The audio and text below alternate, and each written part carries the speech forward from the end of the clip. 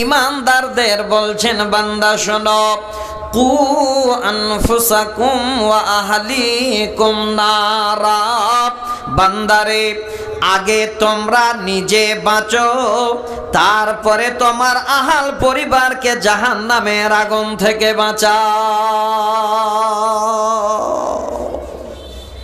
এখানেও আগে নিজেকে বাঁচতে বললেন। তাহলে বাবা, আগে আপনারা, আগে আমরা, তারপরে সন্তান সন্ততি। আহাল বলা হয় একটা পরিবারকে। আপনার 4 ছেলে 2 মেয়ে, আপনার বিবিকে নিয়ে আপনারা বাড়িতে যারা বসবাস করেন তাদেরকে নিয়ে একটা হলো পরিবার। তো এই আহাল থেকে আপনার ছেলে মেয়ে বিবি বাচ্চাদের আল্লাহ বুঝাচ্ছেন। আল্লাহ বলছেন বান্দা, আগে তুমি বাঁচো, তারপরে তোমার আহাল পরিবারকে জাহান্নামের আগুন থেকে বাঁচাও। তাহলে আমরা আগে, বাবা আগে সতর্ক হন। বাবা যদি আগে সতর্ক হয়ে যেতে পারেন, আপনার সন্তানকে আপনি সতর্কবাণী দিতে পারবেন, সতর্ক করাতে পারবেন, জাহান্নামের আগুন থেকে বাঁচাতে পারবেন বাবা। তাহলে 1 নম্বরে ওয়াজটা আপনাদের শুনতে হবে। এবার আসেন, কত বড় দায়িত্ব এই সন্তান প্রতিপালনের বাবার। যাদের সন্তান আছে ভালো করে শুনে নেবেন। এইভাবে বাবা যেন একটাও আজকে আপনাদের অত্র এলাকায় না থাকে। অনেক বাবা বলে, আমার 4টা ছেলে 2 মেয়ে, তাদের জন্মের পরে ছেড়ে দিয়েছি, বাবা তোরা কি করে খাবি খা। বাবা সাবধান, সহি বুখারীর হাদিস 893 নম্বর হাদিস। হাদিসের রাবি হযরত আব্দুল্লাহ ইবনে উমর রাদিয়াল্লাহু তাআলা আনহু। ওই ছেলেটাকে যদি আপনি ছোট থেকে সুন্দর করে গাইড করে বড় না করেন, ছেড়ে দেন, ওই ছেলেটা যদি এবার জালসাতে এসে কোনো গুনাহ করে, কোনো অন্যায় করে, কোনো পাপ করে, বাবা আপনি তৈরি থাকেন, ওই ছেলেটার জন্য কিয়ামতের দিনে আল্লাহ সেদিন আপনাকে ধরবেন। বাবা আপনারা ধরা পড়বেন। একদম সহি হাদিস শোনাচ্ছি। নবীজি বলছেন, কুল্লুকুম রাইন ওয়া কুল্লুকুম মাসউলুন আন রাইয়াতিহি।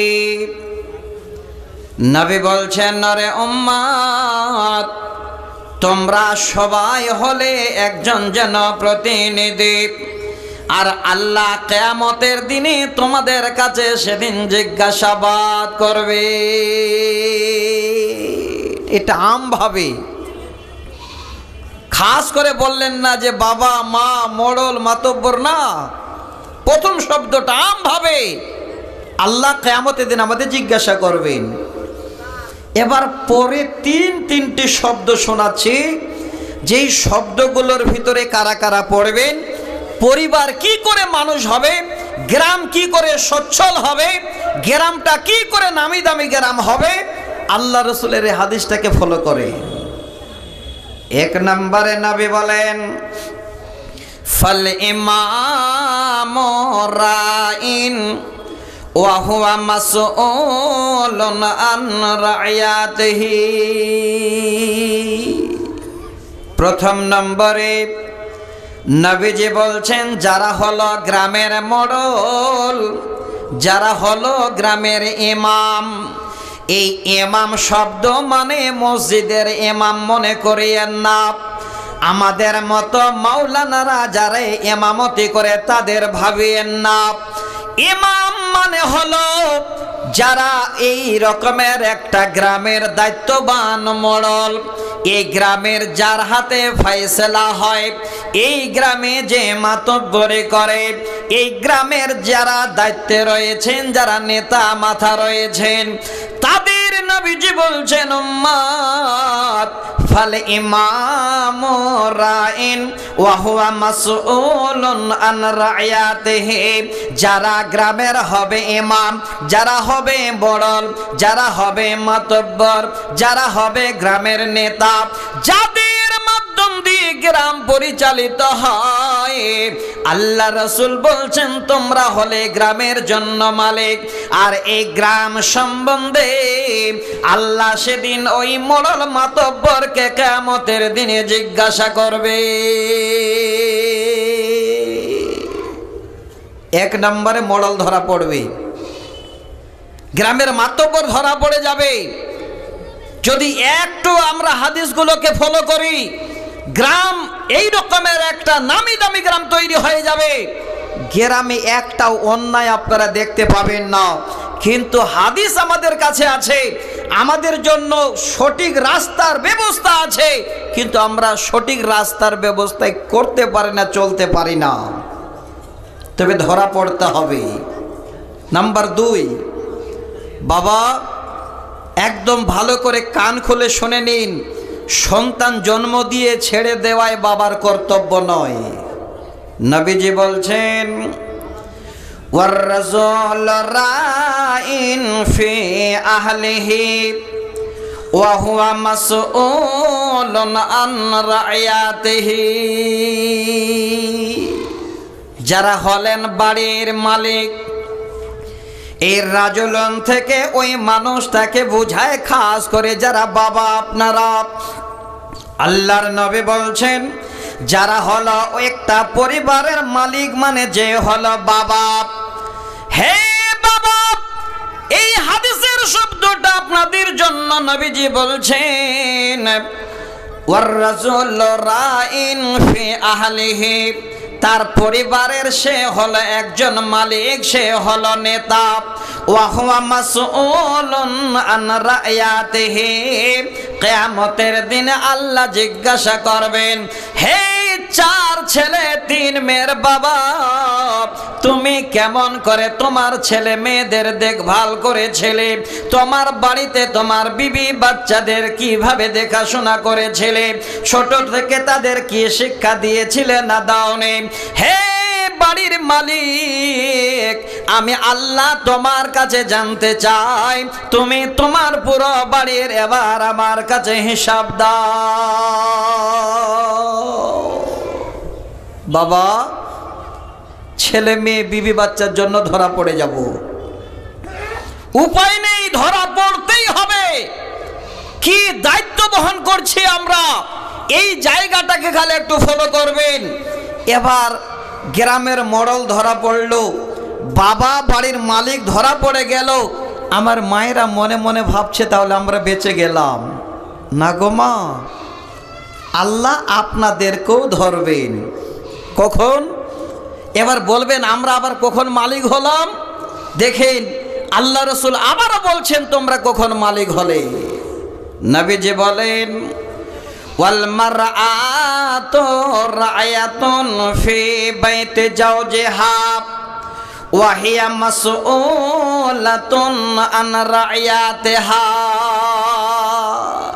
যে মায়েরা আমার পর্দা আড়ালে আছেন, যারা বসে বসে কোরআন শুনছেন, মা শুনে রাখেন, আপনার স্বামী বাড়ির মালিক।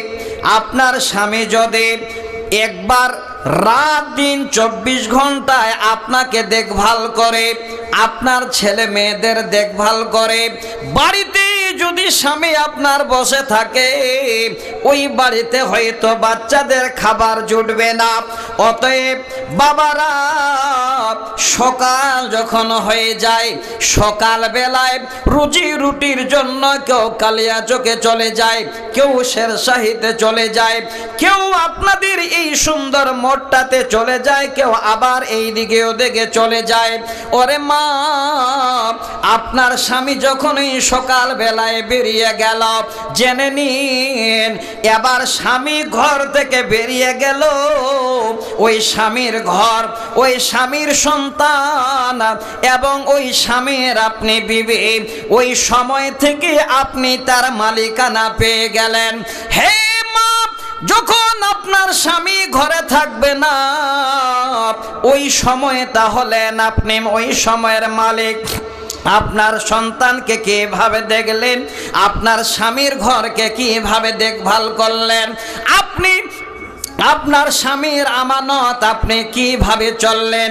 নবীজি বলছেন ওয়াল মারআতু রায়াতুন ফি বাইতি জাওজিহা, ওই স্বামীর ঘরের মালিক হয়ে গেল এবার বিবি, ওয়াহিয়া মাসউলাতুন আন রায়াতিহা, কিয়ামতের দিনে ওই সময় ওই টাইম সম্বন্ধে আল্লাহ জিজ্ঞাসা করবেন, বান্দিরে তোমার স্বামী ঘরে ছিল না, তোমার স্বামীর ঘর কিভাবে দেখভাল করেছিলে, সন্তানদের কিভাবে দেখভাল করেছিলে, তুমি তোমার স্বামীর ঘরে নিজে কিভাবে ছিলে, এবার তুমি ওই টাইমের আমার কাছে হিসাব দাও।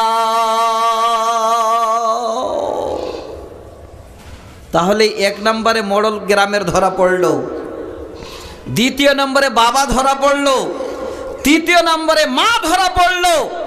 এবার এত কঠিন করে কথাগুলো বললাম আপনাদের কেন? শুধু খালি এই সন্তানদের কি করে মানুষ করা যায়, ছোট থেকে সন্তানদের কি করে ইসলামী তারবিয়াত শেখা যায়, ছোট থেকে বাচ্চাদের কি করে চরিত্রবান তৈরি করা যায়, এই দায়িত্বটা খালি বহন করার জন্য আমি আপনাদের এই হাদিসটা শোনালাম। যদি কোনো বাবা দায়িত্ব বহন না করেন আল্লাহর কাছে ধরা পড়ে যাবেন। এবার মায়েরা বলছেন আমরা ধরা পড়ে গেলাম। হ্যাঁ, ফি বাইতে জাওজিহা, এই বাইতে জাওজিহা শব্দটাকে কেন্দ্র করে একটা হাদিস শোনাচ্ছি। আপনার স্বামী যখন ঘর থেকে চলে গেল তখন আপনি স্বামীর ঘরের মালিক হয়ে গেলেন, ওই টাইম সম্বন্ধে আল্লাহ আপনাকে জিজ্ঞাসা করবেন। এবার স্বামী যখন বাড়ি থাকে না, আমার মায়েরা কত যে স্বামীর ঘরকে ভিতরে ভিতরে খোল করে দেয়। যদি বলেন কি করে মাওলানা, আমি আবার হাদিস শোনাচ্ছি আপনাদের, চটপট করে একটু বলবেন, ভালো লাগবে। আপনাদের দেশে আশা করি নিশ্চয়ই ফেরিয়ালা আসে না ভাই? আসে তো। ফেরিয়ালা আসলে অনেক মায়েরা খালে তাকিয়ে থাকে যে আব্দুল্লাহর বাবা খালে বাড়ি থেকে বের হয়ে গেলে আমার কাজ হয়ে যাবে। বুঝতে পেরেছেন?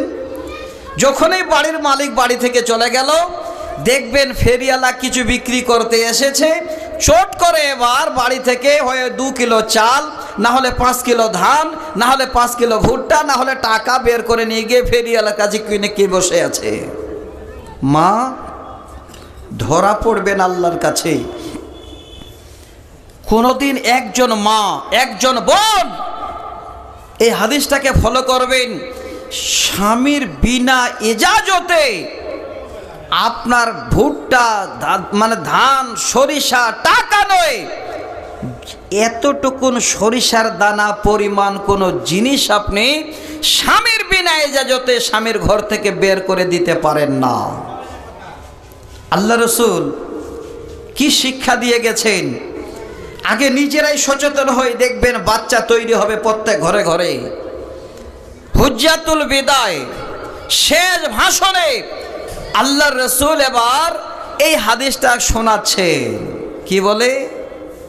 নবীজি বলেন, মা লা তুনফিকিল মারআতু শাইয়ান মিন বাইতি জাওজিহা ফি বাইতি জাওজিহা কিলা ইয়া রাসূলুল্লাহি ওয়ালাত তাআমা ক্বালা যাকা আফজালু আমওয়ালিনা। এবার হাদিসের তরজমা করছে, এইভাবে সময় পার করতে করতে বাবা শেষ পর্যন্ত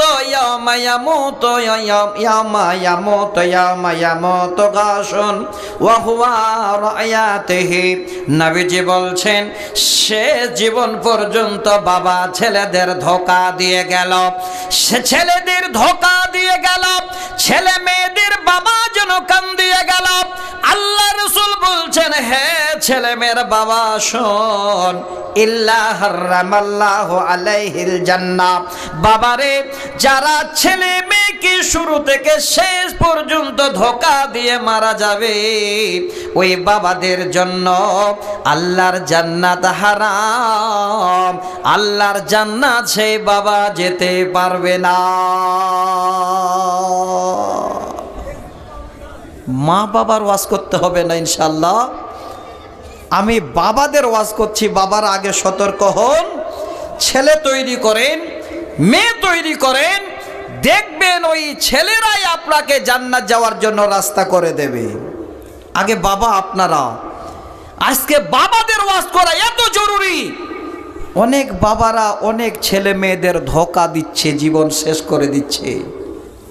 বেশ কয়েকটা হাদিস নিয়ে আসবো, যেটা ঘটছে বর্তমানে আপনাদের সামনে তুলে দেব। একটু খালে ধৈর্য ধরবেন।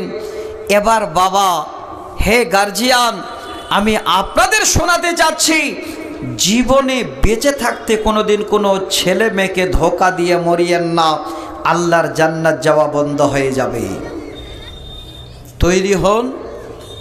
আল্লাহ তুমি আমাকে সুসন্তান দিয়েছ, আল্লাহ তুমি আমাকে প্রাণ ভরা আমার সন্তান তুমি দিয়েছ। ছোট থেকে আদব কায়দা শিখান। ওই বাচ্চাটাকে আদব কায়দা শিখিয়ে যখন বড় হবে, ওই বাচ্চাটার জন্য কিয়ামতের পূর্ব পর্যন্ত আপনি আল্লাহর কাছে তার বেনিফিট, তার বিনিময় পেতেই থাকবেন, বন্ধ হবে না। সহিহ বুখারীর হাদিস। যারা এখানে বসে আছেন আমার শিক্ষিত ভাই, আমার বন্ধুরা, আমি প্রত্যেকটা হাদিসের নাম, এবারত, নাম্বার বলছি। আশা করি আপনারা মিস করবেন না। প্রয়োজন হলে এক্ষণে আপনারা গুগলে সার্চ দেন, পুরো হাদিসটা আপনারা পেয়ে যাবেন ইনশাআল্লাহ। সহিহ বুখারী মুসলিমের হাদিস শোনাচ্ছি। হাদিসের রাবি হযরত আবু হুরায়রা রাদিয়াল্লাহু তাআলা আনহু, হাদিস নাম্বার 1631। আল্লাহ রাসূল বলছেন, নবীজি আবার যেন এই বার্তা দিয়ে গেলেন, ইজা মাতাল ইনসানু ইনকাতা আনহু আমালুহু ইল্লা মিন সালাসিন সাদকাতিন জারিয়াতিন আও ইলমিন ইনতাফাহু বিহি আও ওয়ালাদিন সালিহিন ইয়াদউ লাহু। হে বাবা, হে দু চার এক সন্তানের পিতা যারা বসে আছেন, আমি আপনাদের শোনাচ্ছি। বাপরে আমার, শোনেন, কথাটা আমার নয়, কথাটা হলো নবী মুহাম্মদ রাসূলুল্লাহ সাল্লাল্লাহু আলাইহি ওয়াসাল্লাম তিনার। আজকে তিনি আমাদের জন্য যেন সে বার্তা দিয়ে চলে গেছেন। নবীজি বলেন, যখন কোনো মানুষ মারা যায়, যখন আল্লাহর কোনো বান্দা মৃত্যুবরণ করে, ওই আল্লাহর বান্দা যখনই শ্বাসরুদ্ধ হয়ে যায়, দুনিয়ার সমস্ত রকমের আমল তার জন্য এবার বন্ধ হয়ে যায়। দুনিয়ার আমল থেকে, সমস্ত রকমের আমল থেকে বিচ্ছেদ হয়ে যায়। দুনিয়ার আর কোনো আমল যেন ওই মৃত ব্যক্তি পায় না। মরে গেলেন, চলে গেলেন, আর দুনিয়ার কোনো আমল আপনি পাবেন না। কিন্তু নবীজি বলছেন, ইল্লা মিন সালাসিন, ওরে আমার উম্মত, জীবনে এমন তিনটে আমল আছে, যে আমল মরে যাওয়ার পরে কিয়ামতের আগে পর্যন্ত বন্ধ হয় না। একটু চিন্তা করেন, এখনই যদি দম বন্ধ হয়ে যায়, দুনিয়ার সব আপনার আমল যেন বন্ধ হয়ে যাবে, আর কোনো আমল আপনি দুনিয়া থেকে পাবেন না। নবী বলছেন, স্রেফ তিনটি আমল এমন আছে, মানুষ মরে যাওয়ার পরেও যেন আর বন্ধ হয় না। তিনটে আমল কি? হাদিসটা ভরে ভরে শুনেছেন, অনেক অনেকবার শুনেছেন। বৈশাখ মাসের দিনে পথিকেরা রাস্তায় যাচ্ছে, জনেরা রাস্তা দিয়ে যাচ্ছে, দিনমজুর লোকেরা রাস্তা দিয়ে যাচ্ছে। এতই গরম পেয়েছে, কোথাও যেন আরামের জায়গা পায় না। ওই গাছের ছায়ায় গিয়ে বসে গেল, সেখানে আরাম নিচ্ছে। ওরে বাপ, এই দেখেন সাদকায়ে জারিয়ার উদাহরণ দিচ্ছে। ওই গাছের ছায়ায় যারা বসে আরাম নিল, যে গাছ লাগিয়ে কবরে চলে গেছে, ওই গাছের ছায়া নেওয়ার কারণে এই জারিয়া যেন তার কবরে জারি থাকবে, আর বন্ধ হবে না। আল্লাহ আপনাকে টাকা পয়সা দিয়েছেন, আল্লাহ আপনাকে অভাব দেননি। আপনি ভাবছেন আল্লাহ পার্শ্বে একটা মসজিদ আছে, রাস্তার ধারে মসজিদের কোনে একটা টিউবওয়েল তৈরি করে দিই। টিউবওয়েল গেড়ে দিলেন, আপনি মরে গেলেন, কবরে চলে গেলেন, টিউবওয়েল থেকে গেল, লোকেরা পানি পান করবে। এর জারিয়া আপনি মরার পরে কবরে পেতে থাকবেন, বন্ধ হবে না। আরো শোনেন, এই মাদ্রাসাটাকে লক্ষ্য করে দেখেন। এই মাদ্রাসা অনেক দিন আগে একবার এসেছিলাম, তখন একতলা ছিল, এত যেন সুন্দর মাদ্রাসা ছিল না। সেই মাদ্রাসা যিনারা প্রথম ভিত্তি স্থাপন করেছিলেন, হয়তো কেউ বেঁচে আছেন, কেউ মরে গেছেন। যিনারা মরে গেছেন, কবরে মাটিতে মিশে গেছেন, মাদ্রাসা দাঁড়িয়ে আছে। এই জারিয়া এই প্রথম ব্যক্তিরা, তারা যেন পেতে থাকবে, কবরে বন্ধ হবে না। আপনারাও যদি মনে করেন এই মাদ্রাসায় 2000, 4000, 10,000, 20,000 টাকা দিয়ে দিলাম, আপনি জীবনে সারা জন্ম বেঁচে থাকবেন না, মারা যাবেন, মাদ্রাসা দাঁড়িয়ে থাকবে। আপনি মরে যাবার পরে এই জারিয়া আপনার কবরে যেন জারি থাকবে, বন্ধ হবে না। নাম্বার 1। এবার নাম্বার 2, আও ইলমিন ইনতাফাহু বিহি, এমন জ্ঞান যেই জ্ঞানের মাধ্যম দিয়ে মানুষ যেন উপকৃত হয়। উদাহরণ কি দিয়ে দেব? মনে করুন আমার ওস্তাদ, যিনি আমাকে বুখারী পড়িয়েছেন, যিনি আমাকে আম্মা পারা পড়িয়েছেন, যিনি আমাকে সি পারা পড়িয়েছেন, তিনি আজকে যেন আমাকে শিক্ষা দিয়ে কবরে চলে গেছেন। ওই ওস্তাদ যেন এই জারিয়া পেতে থাকবে। আমি যেই ছেলেকে পড়িয়েছি, আমি চলে যাব, সেই ছেলের জারিয়া আমি পেতেই থাকব। এইভাবে করে এই জ্ঞানের যতদিন বংশ পরম্পরা চলতে থাকবে, সেই নেকি কবরে পেতেই থাকবে, বন্ধ হবে না। এই দুটো উদাহরণ দিলাম হাদিস থেকে, কিন্তু আমার কোরআনের আয়াতের সঙ্গে মুনাসেবাত হলো 3 নম্বর শব্দ। বাবারে, আপনাদের এত বড় দায়িত্ব সন্তান মানুষ করা। নবী বলছেন, আওয়ালাদিন সালিহিন ইয়াদউ লাহু। হে বাবা, পৃথিবীর বুকে এমন নেককার সালিহ সন্তান তৈরি করে যাও, যে সন্তান আপনার জন্য একবার বলবে, রব্বির হামহুমা কামা রব্বায়ানি সগীরা।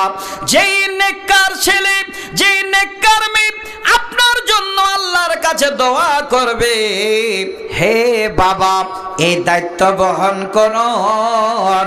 আপনি মরে যাবেন, এই নেককার ছেলের জন্য দোয়া আপনি কবরে পেতেই থাকবেন। মৃত্যুর পরেও যেন সে আমল কোনো দিন বন্ধ হবে না।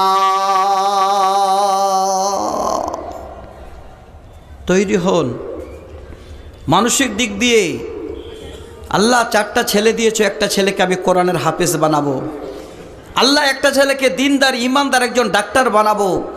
আল্লাহ একটা ছেলেকে দিনদার ইমানদার একজন ব্যবসায়িক বানাবো। তবে প্রথম শব্দটা দিন, দুনিয়া আগে, দিন আগে, আখলাক আগে, চরিত্রের কথাটা 1 নম্বরে, তারপরে দুনিয়ার কথা বলবেন। কেন? আমরা দোয়া করি, কিন্তু এই দোয়াটার অর্থ অনেকে জানি না। আল্লাহ দুটাই চাইতে বলেছেন, দোয়া করি না, রব্বানা আতিনা ফিদ দুনিয়া হাসনাতাও ওয়া ফিল আখিরাতি হাসনাতাও ওয়া কিনা আযাবান্নার। দুনিয়া এবং আখিরাত দুটার জন্য যেন আল্লাহর কাছে আমরা ভালাই চাই। তাহলে আপনাকে বলে না ছেলেটাকে কোরআনের হাফেজ করে ছেড়ে দেবেন, মাওলানা করে ছেড়ে দেবেন, না না না রে বাবা, ছোট থেকে সুশিক্ষা দেন, একজন চরিত্রবান ছেলে বানান। এবার ছেলে যখন এইভাবে করে কলেজ গেল, MA পাস করলো, চাকরি যদি না পায়, ছেলেটাকে সুন্দর একটা ব্যবসা আপনি বাবা তৈরি করে দেন। ওই ছেলেটা ব্যবসা করবে, ঠিক যখনই নামাজের টাইম হবে এবার নামাজ আদায় করবে, সালাত আদায় করবে সঠিকভাবে, এবার নাফাজের অংশে পাবে, যত লাভ হবে জমাকৃত মাল থেকে এবার সে যেন যাকাত বের করবে। এই রকমের নেককার দিনদার ছেলে আপনারা তৈরি করে যান। নেককার ছেলে মানে শুধু আলেম নয়, জেনারেল শিক্ষিত হোক, আগে দিন শিখান, কোরআন শিখান, কালমা শিখান, তাওহীদের বাণী শিখান, তারপরে ব্যবসা করতে দিন, দেখবেন সচ্চরিত্রবান একজন ব্যবসায়িক হয়ে থাকবে। এটা বাবা আপনার দায়িত্ব, আমার দায়িত্ব। কেন শোনাচ্ছি এই জায়গাটা, কেন বাপদেরকে এত চাপ দিয়ে বলছি? বাবারা ভালো করে শুনে রাখবেন, পৃথিবীর বুকে যত বাচ্চা নষ্ট হয়, যত বাচ্চা খারাপের রাস্তা পায়, এই খারাপিটা পায় শুধুমাত্র বাবার কারণে। আজকে আপনারা হয়তো মনে করবেন আমরা বাবা সন্তান জন্ম দিয়ে ভুল করে ফেলেছি। না, আপনি বাবা, এই সন্তানে কিয়ামতের দিনে আপনাকে জান্নাতে পাঠাবে, জাহান্নামের গেটে এইভাবে করে বাধা হয়ে দাঁড়াবে, কিন্তু বাবা আগে ভূমিকাটা পালন করবেন। হাদিসটা শোনাচ্ছি, সময়টা যদিও কটা পর্যন্ত আমার 10টা বল না 11টা, এত লম্বা? আল্লাহু আকবার। এই ছোট ছেলেটাকে মারিয়েন না, সবাই মিলে ধরে ধরে। আচ্ছা যাক ভাই, শুনবেন, আমি যাচ্ছি কত দূর যায় যাক, কথাগুলো একটু দয়া করে সবাই মনোযোগ সহকারে শুনবেন। আমি শোনাতে এসেছি আপনাদের, আজকে বাবা আপনারা কেমন বাবা, আমাদের কি দায়িত্ব সন্তানের প্রতি, এই সন্তানগুলোকে কি করে মানুষ করা যায়। আমরা যদি বাবা সচেতন না হই, তাহলে সন্তানও কিন্তু সচেতন থাকবে না। একটা হাওয়ালা দিচ্ছে সহিহ বুখারীর হাদিস, হাদিস নাম্বার 1359, যেই হাদিসের মাধ্যম দিয়ে আজকে বাবারা যারা এখানে বসে আছেন, এই রকমের বাবাদের মাথায় যেন আজকে চিন্তা এসে যাবে, আল্লাহ জীবনে কি করলাম, এই ছেলে মেয়েদের আমি নিজ হাতে কেন ধ্বংস করে দিলাম। কোন বাবা? হাদিসের ইবারত শোনাচ্ছি। নবীজি বলছেন, মা মিন মাউলুদিন ইল্লা ইউলাদু আলাল ফিতরাত। তিনি নবী জবানি করে গেলেন, শুধু এই জবানি নয়, এটা হলো একজন বৈজ্ঞানিক। পৃথিবীর বুকে নবী মুহাম্মদ রাসূলুল্লাহ সাল্লাল্লাহু আলাইহি ওয়াসাল্লাম তিনার থেকে এখনো যেন বড় বৈজ্ঞানিক জন্ম নেননি। 1400 বছর পূর্বে, 1400 বছর পূর্বে তিনি যে বৈজ্ঞানিক কথা বলে গেছেন, বিজ্ঞানের কথা বলে গেছেন, যিনি বৈজ্ঞানিক মদিনার বুকে শুয়ে আছেন, বর্তমান মানুষ সব যেন পাই পাই করে সব বুঝে পায়। কি তিনি গবেষণা করে দিয়ে গেছেন, সেই গবেষণাটা আমরা সচক্ষে কি করে দেখতে পাচ্ছি? বিজ্ঞান প্রযুক্তিতে একবার দয়া করে আমার দিকে লক্ষ্য করবেন, ভালো লাগবে। এই হাদিসের তর্জমাটা হলো কি, মা মিন মাউলুদিন, কোনো বাচ্চা জন্ম নেয় না, ইল্লা ইউলাদু, সেই বাচ্চাটা জন্ম নেয় আলাল ফিতরাত, ইসলামের ফিতরাতের উপরে। কথাটা বুঝতে পারলেন? একটা বাচ্চা জন্ম নেয় না, কিন্তু যেই বাচ্চারাই জন্ম নেয় সেই বাবা যে জাতের যে বর্ণের হোক, মা যে জাতের যে বর্ণের হোক, বাচ্চাটা মার পেট থেকে ইসলামের হালাতে জন্মগ্রহণ করে। দেখেন কত বড় বিজ্ঞান। আমি আপনাদের বলছি, একটু মিলাবেন। চোখে যদি কোনোদিন পড়েছে তো আল্লাহ রসুলের হাদিসটাকে আপনি সাজ মনে করে মেনে নেবেন, জীবন আপনার ধন্য হয়ে যাবে। মোবাইল নিশ্চয়ই আপনাদের কাছে আছে, মোবাইলে সব খুঁজে পাওয়া যায়। যেটা আদৌ কোনোদিন আপনি পড়েননি, দেখেননি, বলেন, আপনাকে দেখিয়ে দেবে। এই বিজ্ঞান প্রযুক্তিতে মোবাইল আবিষ্কার হয়েছে। আল্লাহ রসুলের হাদিসের অর্থটা আপনারা মোবাইলের স্ক্রিনেও দেখতে পাবেন। কেমন দেখবেন? বাচ্চা মার পেটে কিভাবে জন্ম নেয়, নিশ্চয়ই হয়তো কোনোদিন কারো চোখে পড়েছে। কোরআনে তার বিস্তারিত আলোচনা আছে, আমি যাচ্ছি না।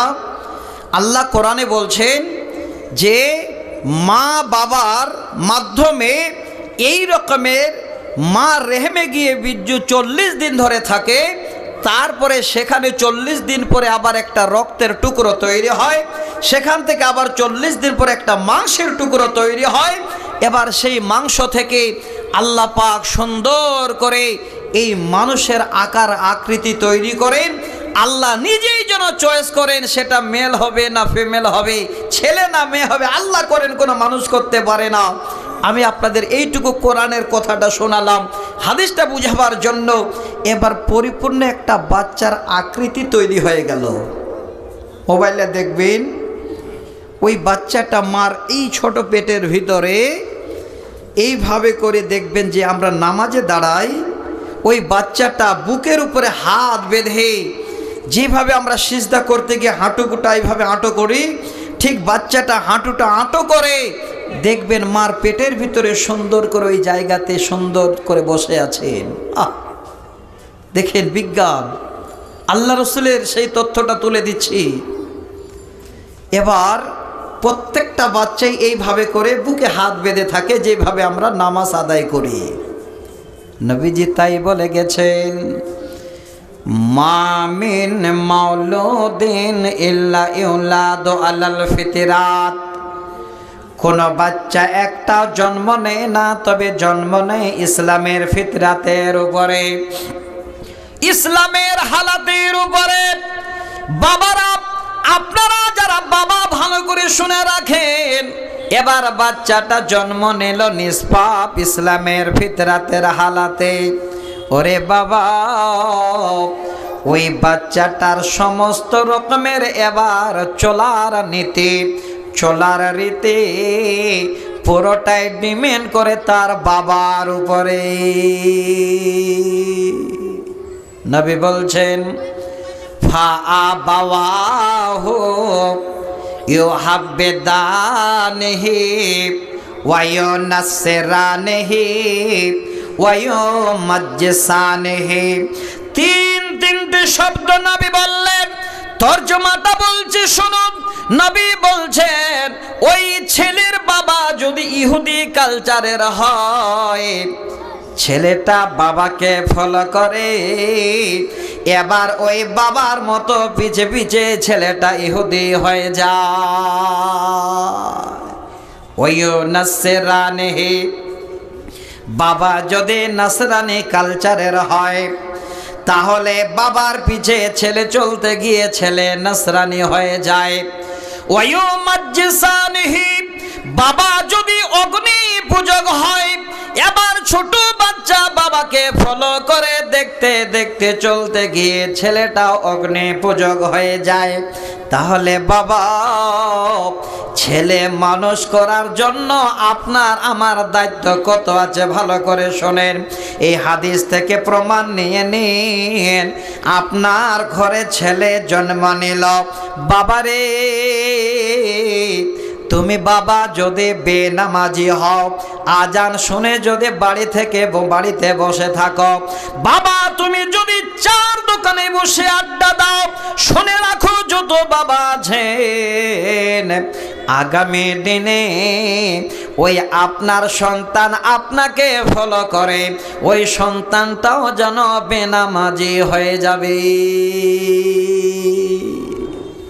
বাবা যদি সারাবি হন, সারাবি বুঝেন তো ভাই, বুঝেন না? বাবা যদি নিশা পান করে, বাচ্চার সামনে ঘরে এসে মাতলামি করে, আগামী দিনে বাচ্চাটা বাবার সেই অনুসরণ করতে শুরু করবে। হ্যাঁ বাবা, যারা খৈনি খান, যারা বিড়ি খান, ভালো করে শুনে নিন। আপনারা যদি নিষ্পাপ মাসুম বাচ্চার সামনে বিড়ি টানেন, খৈনি খান, খৈনি আনতে বলেন, হ্যাঁ বাবা, আস্তে আস্তে আপনাকে ফলো করে আপনার সন্তানটাও যেন খৈনি এবং বিড়ি খেতে শুরু করবে। বাবা, আজকে আমি আপনাদের ওয়াজ করছি, সন্তানদের নয়। এই কচি সন্তানটাকে কোনোদিন আপনারা খারাপ রাস্তায় ঠেলে দিয়েন না, বাবাদের অনুরোধ করছি। বাবা, একটা সন্তান জন্ম নিচ্ছে ইসলামের হালাতে, আপনাকে ফলো করে সন্তান কোন দিকে যাচ্ছে আপনারা হাদিস শুনলেন। আমি আপনাদের আরও কয়েকটা কথা শোনাচ্ছি। ভালো লাগছে পরিবেশটা আজকে আমাকে এত সুন্দর আপনারা দিয়েছেন, যে এত ভালো লাগছে, মনে হচ্ছে যে আপনাদের আরও কিছু গভীর তথ্য তুলে দিই, কিন্তু টাইমটাকেও দেখতে হচ্ছে, পিছনে আরও বক্তা আছেন। সম্পূর্ণ কথা একদম হৃদয় থেকে যেটুকু বলার সম্পূর্ণটা বলা যাচ্ছে না, একটু কেটে কেটে এগিয়ে যেতে হচ্ছে। তারপরেও আপনারা যে শুনছেন, আলহামদুলিল্লাহ, আমাকে খুবই ভালো লাগছে। আর একটু ধৈর্য সহকারে শুনবেন, আরও ভালো লাগবে। আমি এবার উদাহরণ আপনাদের কেন দিলাম, ছোট বাচ্চাকে ছোট থেকে যদি আপনি খৈনি আনতে বলেন, আগামী দিনে ওই বাচ্চাটাও খৈনি খেতে শিখবে। বিড়ি আনতে বলেন, বিড়ি খেতে শিখবে। আপনি বাবা হয়ে সন্তানের সামনে যেই রকমের ব্যবহার করবেন, সন্তানটাও সেই রকমের শিখে যাবে। তাহলে মা বাবাদের দায়িত্ব হলো, এক নম্বরে, ছোট বাচ্চা যখন ঘরে থাকবে, কোলে থাকবে, কাছে থাকবে, ছেলে হোক আর মেয়ে হোক, একটা বাবার মায়ের জন্য ওই বাচ্চার সামনে কমপক্ষে মুখ খারাপ না হয়। কথাটা বুঝতে পেরেছেন ভাই? আমি আপনাদের এই জন্য বলছি, এই তীক্ষ্ণ ব্রেনটাকে, এই কচি কম্পিউটারটাকে আপনারা নষ্ট করিয়েন না। তার জন্য বলছি, ছোট বাচ্চা যদি মার মুখে, বাবার মুখে একটা খারাপ কথা শুনে নেই, 10 বছর পরে দেখবেন ওই কথাটা বাচ্চা বলে দেবে। এত আল্লাহ তীক্ষ্ণ ব্রেন দেন বাচ্চাদের। এবার ওই বাচ্চারা কেমন, আমি একটা উদাহরণ দিচ্ছি আপনাদের। উদাহরণটা শুনলে আশা করি মায়েরাও সচেতন হবেন, মায়েরাও অনেকটাই সুদূরে যাবেন। মায়েরা কোনোদিন চাইবেন না যে আমার সন্তানকে আমরা নিজে হাতে নষ্ট করে দিই। এই উদাহরণটা দিচ্ছি 4 লাইনের একটা কবিতা দিয়ে। কবি বলছেন, তিনি নিজ ভাষায় এই আবৃত্তি করে চলে গেছেন আমাদের বাবাদের জন্য। কি বলছেন? কবির ভাষাটা শোনেন। তিনি বলছেন, হারিস বানিকা আলাল আদাবি ফিস সিগারি কাইমা তাকির বিহিম আইনাকা ফিল কিবারি ওয়া ইন্নামা মাসালুল আদাবি তাজমাউহা ওয়া উনফুয়ানিস সাবা কান্নাকসি ফিল হাজারি। মায়েরা আমার, বাবারা আমার, আপনাদের শোনাচ্ছে, দেখেন 4 লাইনের কবিতার অর্থ একবার শুনে নেবেন। আপনার বাচ্চাকে কি করে মানুষ করবেন তার লাইন আপনারা পেয়ে যাবেন। কবি বুঝাতে চাইলেন, হ্যাঁ পৃথিবীর সমস্ত সন্তানের মা বাবা শোনো, হারিস বানিকা আলাল আদাবি ফিস সিগারি। আদাব মানে হলো ছেলেটাকে কি করে ছোট থেকে আপনি শিক্ষা দেবেন, বাবা কিভাবে চলবে, আদব কায়দা শিখানো। দেখেন আপনাদের সামনে এই জায়গাটা বলতে গিয়ে একটা হাদিস আগে বলে দিই। আল্লাহ নবীর সামনে হযরত উমর ইবনে আবি সালমা রাদিয়াল্লাহু তাআলা আনহু বসে আছেন। সেই সময় এবার খাবার হাজির হয়ে গেছে, খেতে শুরু করেছেন। সে বাচ্চা এদিক ওদিক যেন খেতে শুরু করেন। নবী বলছেন, হে বাচ্চা, এইভাবে তুমি খাবার খেও না। দেখেন কি বলছেন, ইয়া গোলাম, হে আল্লাহর বান্দা, যখন তুমি খাবে ওই সময় তুমি কি করো, আগে বিসমিল্লাহ পড়ো। তারপরে বলছেন, তুমি যখন খাবে ডান দিক থেকে খাও, তুমি যখন খানা খাবে বাবু সামনের দিক দিয়ে খাও। দেখেন কেমন আদব শেখানো হয়। আমি আপনাদের হাদিসের শুধু তথ্যটা তুলে দিলাম। এখান থেকে কি বুঝতে পারা গেল, আপনারা যারা বাবা, যদি বাচ্চাটা কেবলমাত্র কথা বলতে শিখলো, আব্বা বলতে শিখলো, আম্মা বলতে শিখলো, আস্তে আস্তে আস্তে আস্তে পুরো কথা যেন বাচ্চাটা এবার সব জেনে গেল, সব শিখে গেল। এই কবি যেন বুঝান, হে পৃথিবীর সন্তানের মা বাবা শোনো, ছোট থেকে তুমি তোমার বাচ্চাটাকে আগে আদব শিখাও, বাচ্চাটাকে আদব কায়দা শিখাও।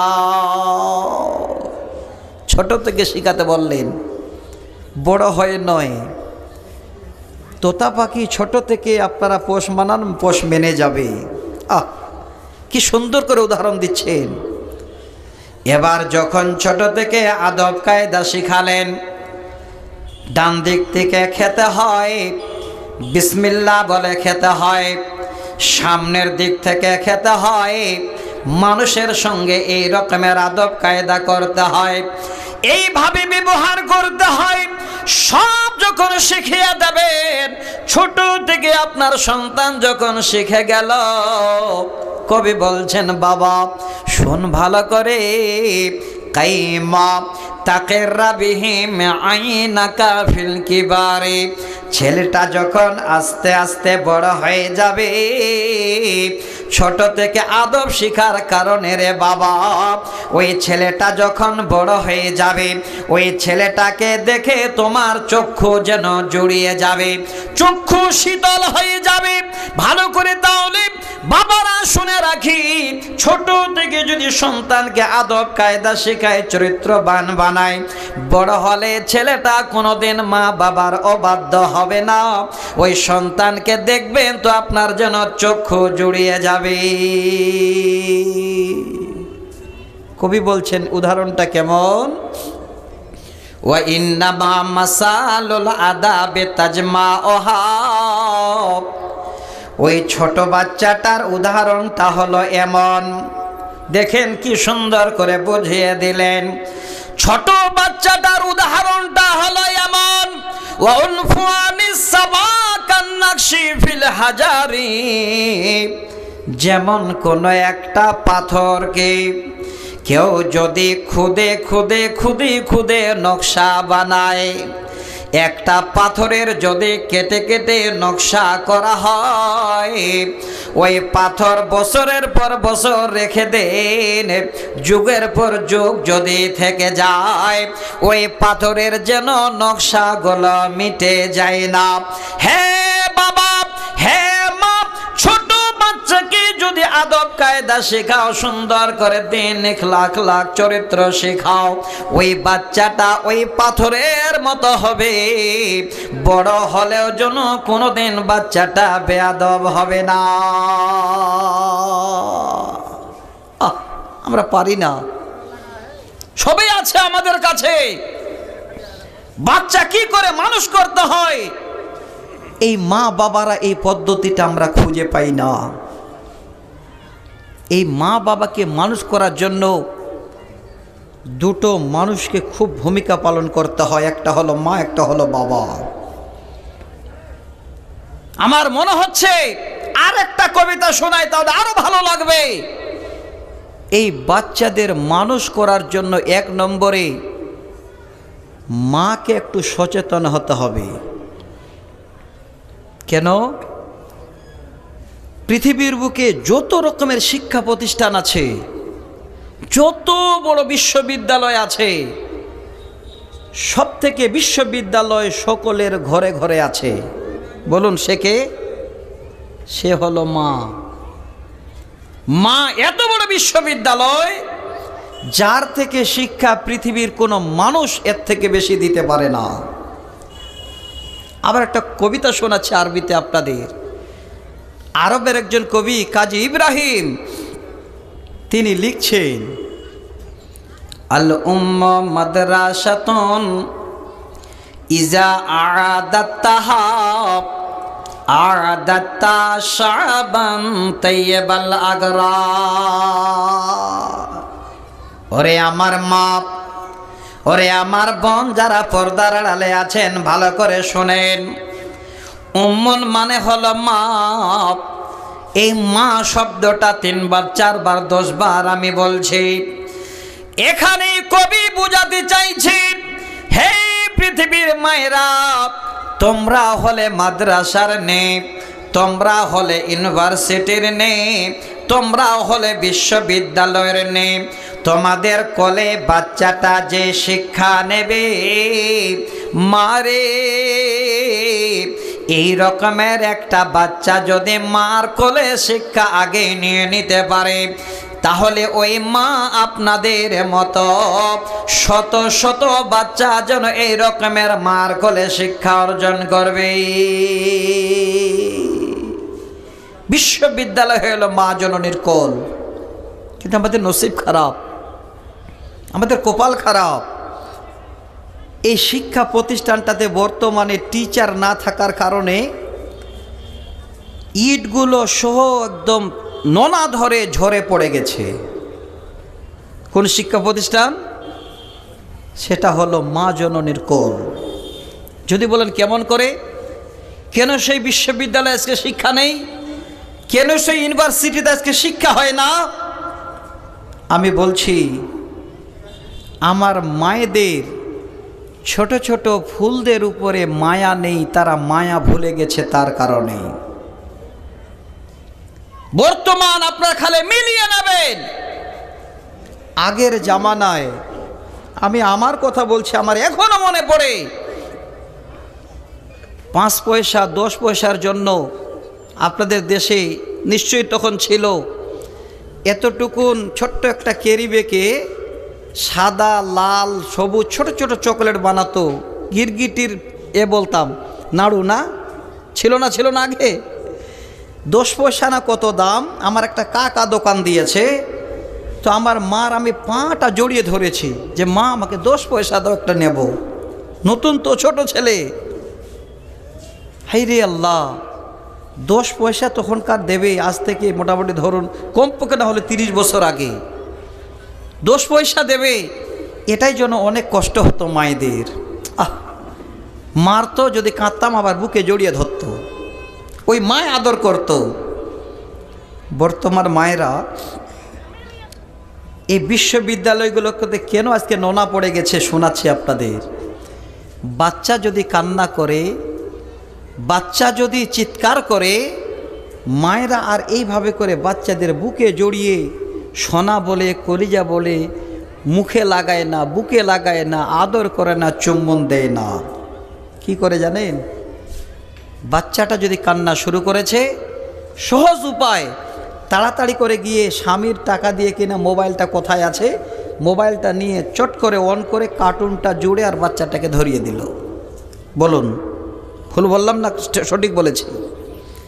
এবার মা যখনই কার্টুনটা অন করে দিয়ে দিল, ওই মানে বাচ্চা, জানেন আল্লাহ কত এই বাচ্চাদের ব্রেন দিয়েছে, আল্লাহ ভালো জানেন।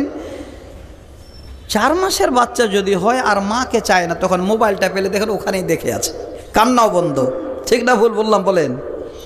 মায়েরা খুশি হয়ে গেল, বাহ, এই মোবাইল ধরিয়ে দিলাম, তাহলে তো আর কোনো টেনশন নাই, যত কাজ করার করি। মা আদর ভুলে গেছেন। আপনি মা হয়ে নিজের সন্তানটাকে একদম নিজ হাতে ব্রেনটাকে নষ্ট করে দিচ্ছেন।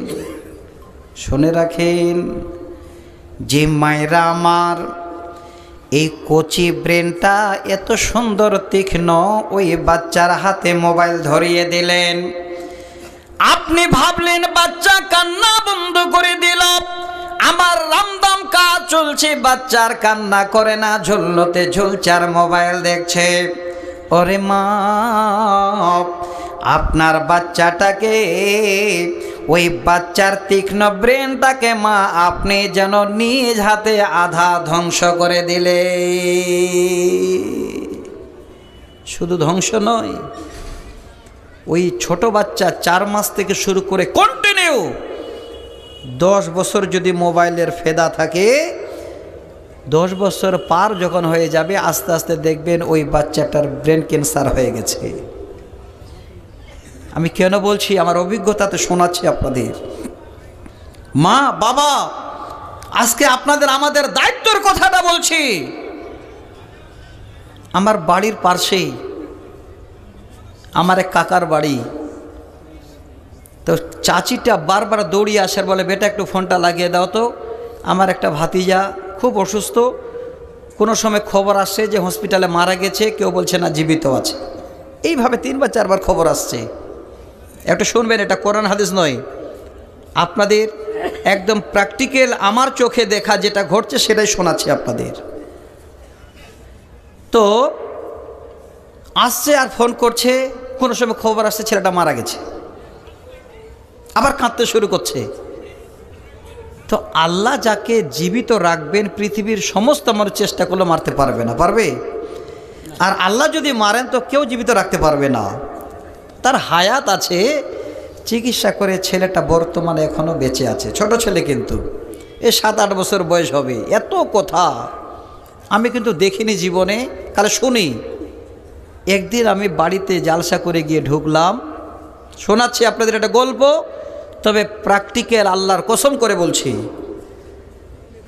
গাড়ি এবার লক করে দিয়ে আমি বাড়ি ঢুকবো, ছেলেটা দরজা থেকে দৌড়িয়ে আসছে, এসে আমার সঙ্গে পরিচয় নাই, কিছু নেই, আমাকে বলছে আমি গাড়িতে উঠব।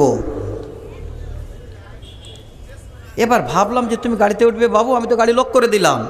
বলে না আমি উঠবো। আমি ভাবলাম তো চাচার বাড়িতে কুটুম আছে তো উঠাই, উঠালাম গেটটা খুলে, প্রথম গেটটাতে মানে সামনের সিটে। এবার উঠার পরে নামাচ্ছি, না আমি নামবো না। আমি বললাম বাবু তাড়াহুড়ো আছে, একটু নামো, ঘুম জায়গা আছে। নামাতে গেলাম তো চট করে আমার গাড়ির ওই যে কাঁচ মুছে, জানি না কি এটা, আমি নাম জানি না, ওই মেশিনটা এমন করে টান দিল তো পুরোটা খারাপ করে দিল। আমি নামিয়ে দিলাম। আমার চাচি তাড়াতাড়ি দৌড়িয়ে বেরিয়ে এসে বলছে, বেটা যা করেছে বাপ, ছেলেটাকে আঘাত মারা কথা বলিও না। ডাক্তার বলে দিয়েছে এতটুকুন আঘাত মারা কথা মানে বাচ্চাটাকে চলবে না। এক, দ্বিতীয়ত বাচ্চাটাকে যদি আপনারা মনে করেন যে দুনিয়াতে আল্লাহ তো হায়াতের মালিক, দুনিয়াতে তারে দেখবেন, তাহলে বাড়িতে যত মোবাইল আছে সমস্ত মোবাইলগুলো বাড়ি থেকে তাড়াতাড়ি করে সরিয়ে ফেলেন। ডাক্তার বলে দিয়েছে কন্টিনিউ যদি 1 মাস বাচ্চাটার কাছে মোবাইল থাকে, এই 1 মাস পার হবে না তার আগেই বাচ্চাটা মারা যাবে। মা জননী খুব খুশি আপনারা, খুবই ভালো লাগছে আপনাদের যে বাচ্চাটাকে মোবাইল ধরিয়ে দিলাম আর সুন্দর করে কার্টুন দেখছে, আপনি কাজে ব্যস্ত। আপনি জানেন না বাচ্চাটাকে কিভাবে আদর করতে হয়? আপনি কি কোনোদিন শোনেননি বাচ্চাটাকে কিভাবে আদর করে মানুষ করতে হয়? কিন্তু মায়েরা তা আর করে না।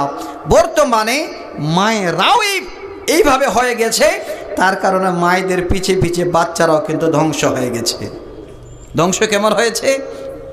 বাংলা একটা কবিতা শোনাচ্ছি, যদিও বলি আজকেও বলবো, শুনবেন তো ইনশাল্লাহ? শুনবেন? ও আল্লাহ রে কোন জামানায় পাঠাইলা আমারে, ও আল্লাহ রে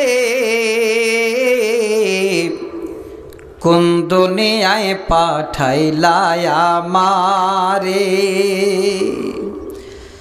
বর্তমানে ছেলে মেয়ে সমান সমান মাপ, লম্বা কাটিয়া মে মাথায় লাগায় কে,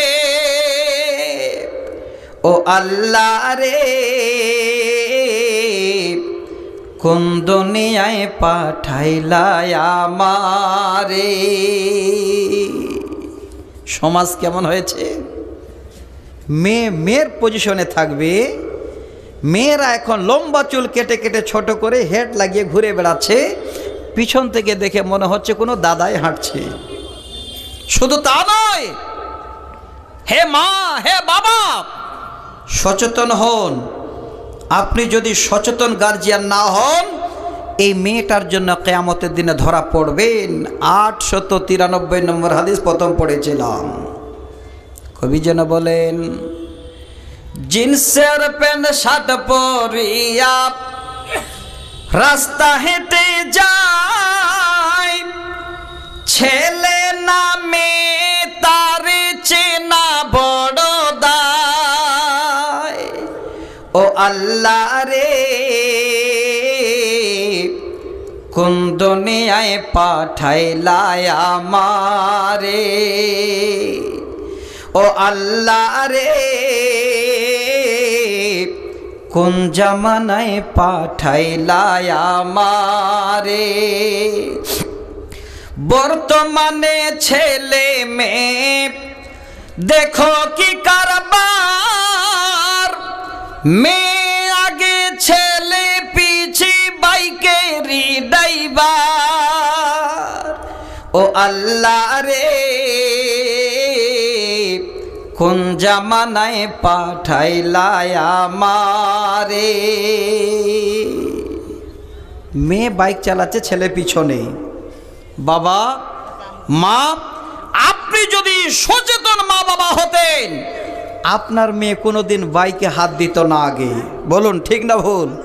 বাবা আপনাদের আমি সতর্কবাণী দিচ্ছি, বাচ্চাটাকে কি করে মানুষ করবেন, বাচ্চাটাকে মানুষ করার পদ্ধতি যদি খুঁজে না পান, এই মাদ্রাসায় চলে আসবেন।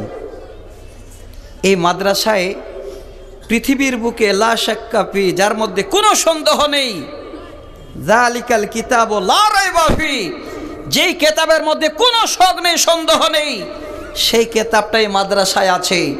বাচ্চাটাকে কি করে মানুষ করতে হয় তার গাইডলাইন এখান থেকে পাবেন। এই যে আল্লাহর কোরআন আছে, আল্লাহর কোরআনে একটা সূরা আছে, সূরা লোকমান। এই সূরাটাকে খুলবেন, আয়াত নাম্বার বলছি 13, 14, 15, 16 এবং 17। এই পাঁচটি আয়াত খুব ভালো করে তাফসীর শুনে যাবেন। আপনার বাচ্চা কি করে একজন দিনদার ডাক্তার হয়, দিনদার ইঞ্জিনিয়ার হয়, একজন দিনদার ভালো ধরনের ব্যবসায়িক হয়, আপনি সব তথ্যই কোরআন থেকে পেয়ে যাবেন। আমি একাধ দুটো তথ্য দেব, তবে দ্বিতীয় একটা আয়াত পড়েছিলাম, সেই আয়াতটা কিসের জন্য পড়েছিলাম? আল্লাহ পাক রাব্বুল আলামিনের কাছে আপনারা আমরা তিনটা বিনিময়ে পাবো। তিনটা বিনিময়, চারটা সময় যদি একটু আমরা লক্ষ্য করি। চারটা সময় কি? আল্লাহ বলছেন, আল্লাযীনা ইনফিকুনা আমওয়ালাহুম বিল্লাইলি ওয়ান নাহারি সিররাও ওয়া আলানিয়াতান ফালাহুম আজরুহুম ইনদা রাব্বিহিম ওয়ালা খাউফুন আলাইহিম ওয়ালা হুম ইয়াহজানুন। সূরা আল বাকারা 274 নম্বর আয়াত। তরজমাটা খালি করতে দেন আমাকে। আল্লাহ কি বলছেন? যারা তাদের মালগুলোকে রাতে এবং দিনে ছুপিয়ে ছুপিয়ে অর্থাৎ লুকিয়ে লুকিয়ে কিংবা প্রকাশ্যে খরচ করে। চারটি শব্দ বললাম। কোরআনের লাইল মানে হলো রাত, আল্লাহ রাতটা আমাদের দিয়েছেন। নাহার মানে হলো দিন, আল্লাহ হায়াত দিলে সকাল হলে দিন পাবো। সিররাও যার মানে হলো চুপি চুপি। মাদ্রাসাকে ভালোবাসেন, আল্লাহ অনেক ধন সম্পদ দিয়েছেন, কাউকে বলার প্রয়োজন নেই। আপনার মন চাইলো চলে আসলেন, সে 10,000 টাকা সেক্রেটারি ক্যাশিয়ারকে আপনার নামে চেক দিয়ে দিলেন। এই ডান হাতে দান করলেন, বাম হাত বুঝতে পারল না। কিয়ামতের দিনে আল্লাহ আপনাকে বেছে বের করে নিয়ে আরশের ছায়ার নিচে জায়গা দেবেন। সহিহ বুখারীর হাদিস 660 নম্বর হাদিস, হযরত আবু হুরায়রা হাদিসের রাবী। তাহলে এই কোরআনের শব্দ সিররা মানে হলো একদম লুকিয়ে চুপা চাপে দিলেন, আলানিয়াতান প্রকাশ্যে দিলেন। সবাই বসে আছেন, আপনি ভাবছেন আল্লাহ অনেক তুমি ধন সম্পদ দিয়েছো, আল্লাহ নবীর মাদ্রাসায় আমি 10,000 দিলাম, প্রকাশ্যে দিলেন। আল্লাহ বলছেন যদি এই 4 পদ্ধতিতে দিতে পারো আমি তোমাদের 3টা উপহার দেব। দেখেন উপহার কত সুন্দর, ফালাহুম আজরুহুম ইনদা রাব্বিহিম। যিনি দয়ালু, যিনি রব, তিনি বলছেন তোমার রবের কাছে তোমরা প্রতিদান পাবে। ওয়ালা খাউফুন আলাইহিম, তোমাদের ভয় থাকবে না। কত ভয়, বেশি টাকা হয়ে গেলে কখন ডাকাতি পড়বে, রাস্তায় যাচ্ছেন যে কখন কে মারবে, রাস্তায় যাচ্ছেন তো বিজলি চমকাচ্ছে কখন মাথায় পড়বে। দেখেন শব্দটা নেন, আল্লাহ বলছেন তোমাদের কোনো ভয় থাকবে না। ওয়ালা হুম ইয়াহজানুন, কোনো রকমের চিন্তাও থাকবে না। আল্লাহ সব আপনার চিন্তা মুক্তি করে দেবেন। কি করবেন? আল্লাহ বলছেন যারা রাতে দিনে লুকিয়ে ছুপিয়ে প্রকাশে তাদের মাল আমার রাস্তায় খরচ করে। তো দিনী বন্ধু, হে ভাই, আমি এতগুলো কথা বললাম, বুঝিয়ে 5টা মিনিট বলছি। আল্লাহ আপনাকে অনেক সুখে রেখেছেন, অনেক ভালো রেখেছেন। এই যে প্রতিষ্ঠান, যে প্রতিষ্ঠানের মাধ্যমে মরে যাওয়ার পরেও আপনার জারিয়া কবরে পাবেন, এই রকমের আমি বেশি নয় 4 থেকে 5 জন আল্লাহর বান্দাকে দেখতে চাচ্ছি। এই নিয়ত করে দাঁড়াবেন, আল্লাহ মানুষের বাড়ি খাটতাম, মানুষের বাড়ি জম দিতাম, আমার বাবা মানুষের বাড়ি খাটতো, আল্লাহ সেই মানুষটা আজকে আমি বড় একজন পুঁজিপতি হয়ে গেছি, আল্লাহ 2তলা বিল্ডিংয়ে শুয়েছি, আল্লাহ আজকে এত তুমি সুখ দিয়েছো, তোমার সুখের শুকরিয়া আদায় করার জন্য 5 জন 10টা করে 1000 টাকা নিয়ে আমার কাছে দাঁড় হবেন। আল্লাহ যাদের এই সুখ দিয়েছেন স্মরণ করেন আগের সময় আর এখনকার সময়। আশা করি 10,000 টাকা কিছুই নয় আপনাদের কাছে। কে কে দিতে পারবেন? 5 জনের কাছে আমি আবেদন করলাম। কোন আল্লাহর বান্দা আছেন আল্লাহর এই কথাটা শুনে আপনি দাঁড়িয়ে আল্লাহকে বলবেন, আল্লাহ তোমার লাখো শুকরিয়া যে আল্লাহর মানুষের বাড়ি জন দিতে যেতে হয় না, আল্লাহ আমার বাড়িতে এখন অনেক জন মজুর খাটে, এই ব্যবস্থা আল্লাহ তুমি করে দিয়েছো। কে আছেন 10,000 টাকা করে দেবেন? তাড়াতাড়ি করবেন, আমাকে একটু বলার সুযোগ দেবেন। আলহামদুলিল্লাহ, আমার মায়েরা তো ভালো দান করতে জানেন, আমি মায়েদের কাছে চাইনি, তার আগে একটা গলার হার আর 100 টাকা দিয়ে পাঠিয়েছেন। তবে 10,000 করে চাচ্ছি আগে 5 জনের কাছে। একজন বাবুরবনা থেকে নুরুল ইসলাম হাজির, বড় পতিন, স্বামী মারা গেছে। হ্যাঁ, মুসলিম শরীফের 2 জিন। আলহামদুলিল্লাহ, মুসলিম শরীফের 2 জিন। বামুনটোলা থেকে, বাবুরবনা থেকে হাজি নুরুল ইসলাম সাহেবের পুতিন একটা মুসলিম শরীফ দান করেছেন। এটা হলো সাদকায়ে জারিয়া। যতই পড়বেন এবার চলে যাবেন। আলহামদুলিল্লাহ, 100 টাকা তার সাথে আরো দিয়েছেন, আরো একটা দান দিয়েছেন। এই যে দেখেন একটা কৌটাতে 5-10 যা জুটে ছিল এইভাবে করে জমা করেছে। যত পয়সা কৌটাতে ধরেছে পুরো ভর্তি হয়ে গেছে, পুরোটাই আল্লাহর রসুলের মাদ্রাসায় দান দিয়ে পাঠিয়েছেন। আমি 10,000 চাইছি। আলহামদুলিল্লাহ, আমার মন্টু ভাই অসুস্থ আছেন, দেখেন কিভাবে ছেলে মানুষ করেছেন। আমি এটাই আপনাদের বক্তব্য শোনাতে চেয়েছিলাম। আর ছেলেটাকে কি আপনি এবার উপদেশ দেবেন? আল্লাহর কোরআন থেকে ইনশাল্লাহ 4-5টা আয়াত শোনাবো। আমার মন্টু ভাইয়ের জন্য যোগ্য ছেলে 2,000 টাকা দিলেন, বাবার দোয়ার দরখাস্ত। কে আছেন? বোরাবাদা থেকে হাজি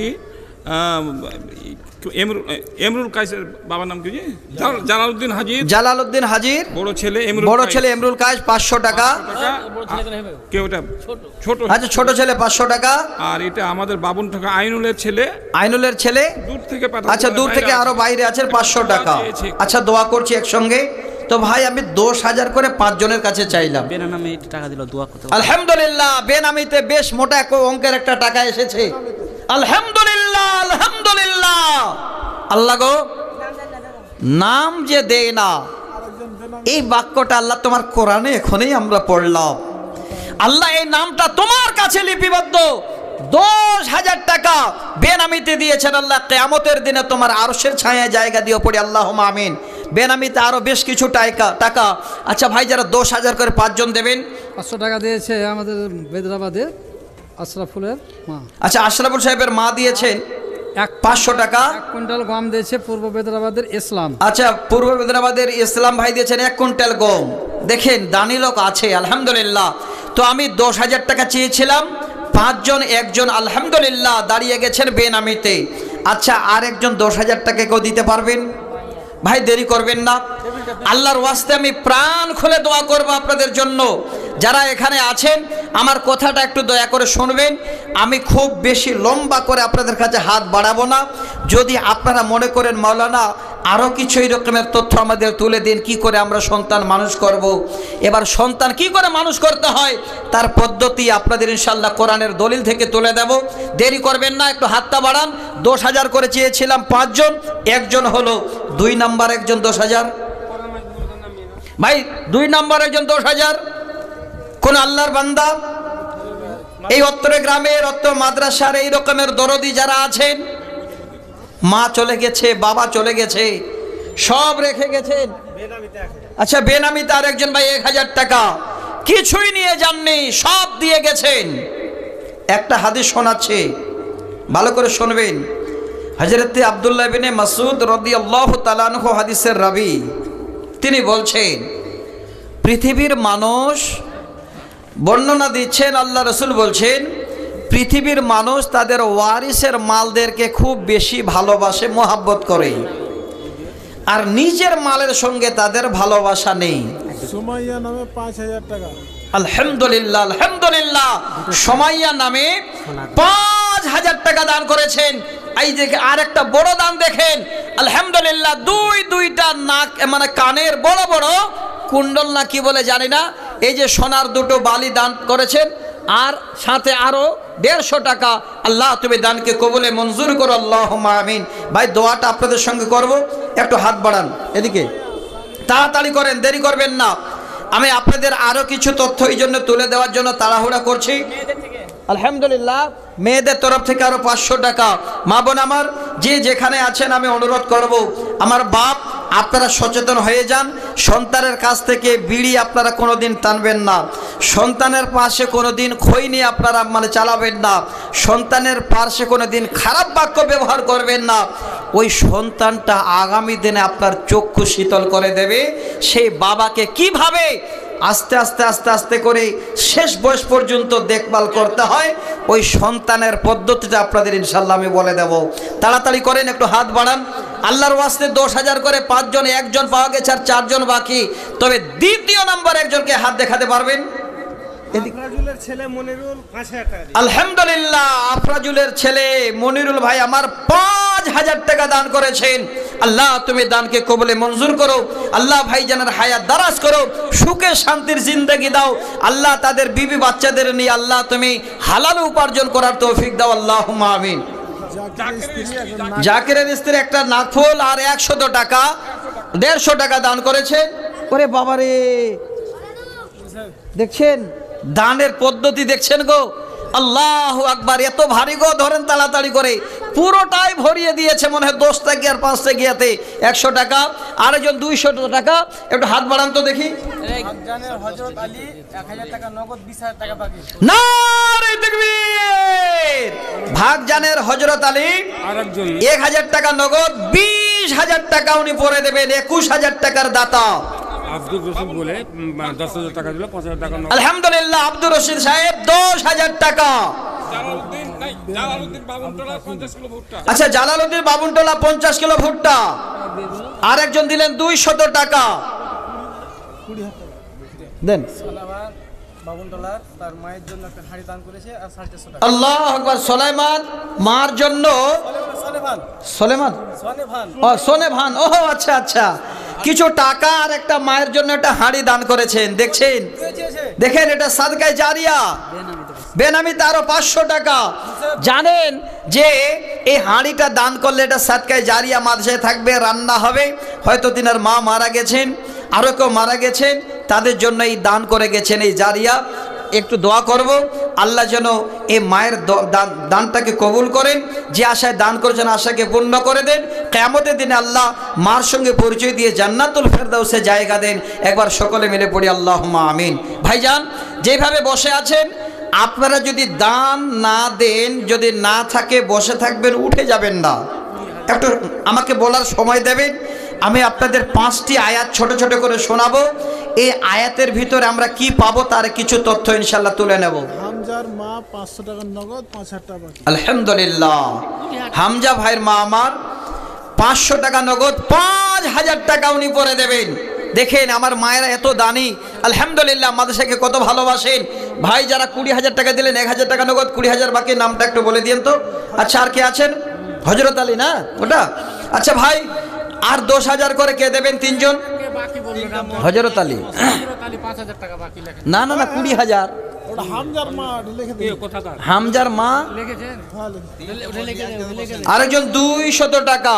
একটু নাম দানগুলো ঠিকঠাক করে লিখেন যেন ভুলে না যান। ভাগজানের হযরত আলী ভাই 20,000 টাকা নগদ বাকি, আর 1,000 টাকা নগদ। লিখেছেন? লিখে নিন। ওনার বাপের নাম সহ লিখে নেন, সুবিধা হবে পরিচয় পেতে। আরেকজন 100 টাকা। একটু হাতটা বাড়ান তো ভাই। যেভাবে আছেন, যদি মন চায়, আল্লাহ যদি আপনাকে দেওয়ার মতো ক্ষমতা দেন, তাহলে দেবেন। আল্লাহর দুনিয়াটা আপনার জন্য সহজ হয়ে যাবে। আর দেওয়ার মতো আল্লাহ ক্ষমতা দিয়েছেন, আপনি যদি না দেন, আল্লাহর দুনিয়া, আল্লাহর জগৎ আপনার জন্য ছোট হয়ে যাবে। এটা কোনো মন গড়া কথা নয়। কোরআন এখানে ছিল, নিয়ে গেল। যাক, সূরা লাইল আয়াত নাম্বার 5 থেকে 10 আমি তর্জমা শোনাবো আপনাদের। যে যদি হাত বাড়ান তো আল্লাহ আপনাদের দুনিয়াটা আরও আসান করে দেবে। যদি হাত থাকতেও না বাড়ান, দুনিয়াটা আপনার জন্য ছোট করে দেবে। এমন ছোট হয়ে যাবে, এখান থেকে যে আপনি একবার ভুল করে কালিয়াচকে যাবেন, এই সময়টাও আল্লাহ আপনাকে দেবেন না। আলহামদুলিল্লাহ। আরজন ভাই 500 টাকা। একটু তাড়াতাড়ি করবেন, দেরি করবেন না। যেহেতু আমি 5-10 মিনিট হাত বাড়িয়েছি।